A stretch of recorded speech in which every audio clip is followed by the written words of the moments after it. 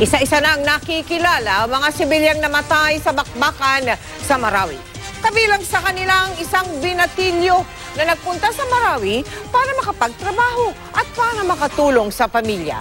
Mula sa lungsod ng Iligan, nakatutok live si Oscar Oida. Oscar. Mel, nakalagak ngayon sa isang puneraryo di sa Iligan City ang 16 na sibilyang nadamay sa bakbakan sa Marawi.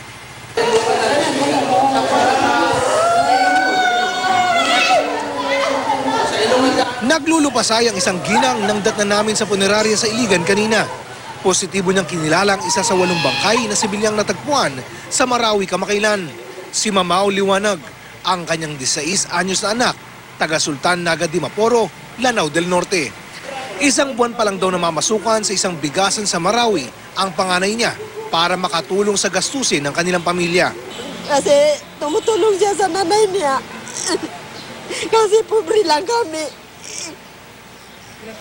Mula raw nang pumutok ang kaguluhan sa Marawi, halos di na raw sila makatulog at makakain sa pag-aalala para sa anak.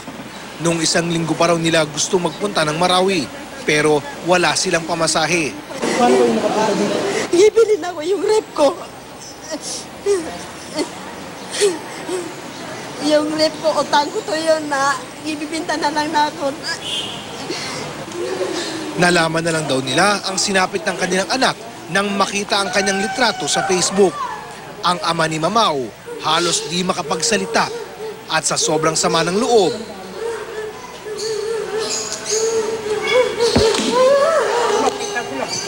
Sinusumpa ko, kahit babay ka, igaganti ko yung anak ko. narito na rin ang labi ni Joey Antigua mula sa Iligan ay bumalik pala sa Marawi dahil naroroon ang kanyang pamilya.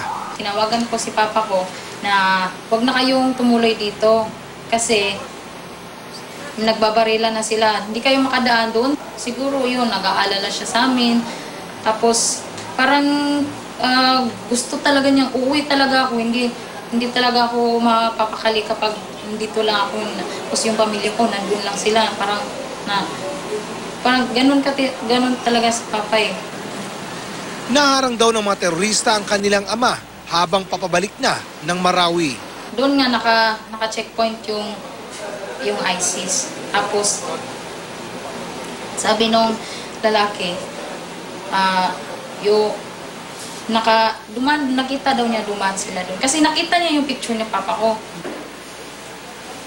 Mel, samantala sa 16 na nabanggit nating mga labi ng mga nasawi, 11 dyan ang hindi pa rin nakikilala hanggang sa mga sandaling ito. Kanina naman sinadya natin yung punerarya kung saan nitong mga nakarang araw nakalagak yung mga nasawing mga tropa ng gobyerno, pero pag-alaman natin na naiuwi na pala sila sa kanilang mga probinsya. Mel?